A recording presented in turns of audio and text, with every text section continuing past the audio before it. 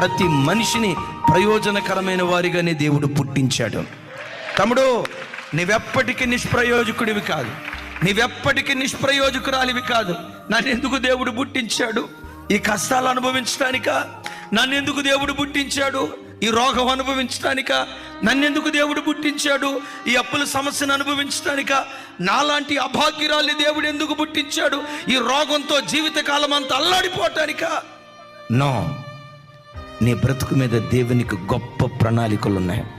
నిన్ను కన్న తల్లికి నీ మీద అన్ని గొప్ప ఉద్దేశాలు ఉన్నాయో లేవో నాకు తెలియదు, కానీ భక్తుడైన దావీదు అంటాడు, నా ఎడల నీకు కలిగిన తలంపులు,